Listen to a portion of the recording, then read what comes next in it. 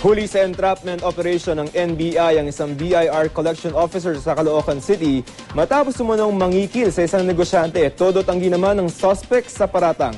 Ang mainit na balita hatid ni John Consulta, exclusive.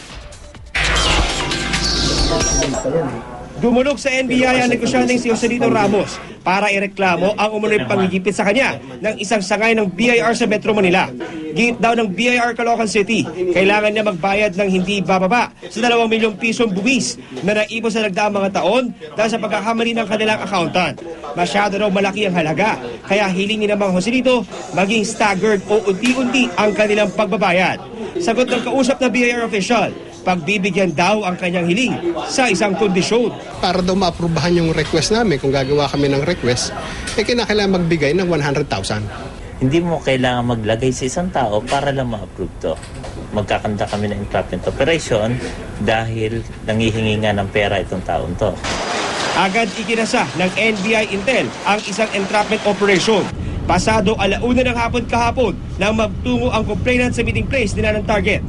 Makaraan ng ilang minuto, nagkita rin sila ng BIR Collection Officer sa kanyang opisina para sa pinangakong dokumento kapalit ng perang hinihingi. At nang makakuha na ng senyas ang mga operatiba na hawak na ng suspect ang marked money, mabilis na pinasok ng NBI ang opisina sa BIR Caloocan City ng inireklamong opisyal.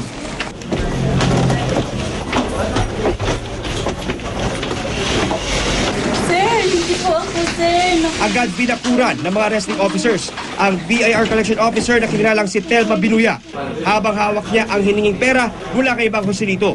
Matipid ang sagot ni Telma sa GMA News. Wala raw siyang kasalanan. Hindi po totoo yun? Hindi po. Hindi po totoo? Hindi po. Naharap sa kasong paglabag sa RA 3019 o Anti-Graft and Corrupt Practices Act si Binuya.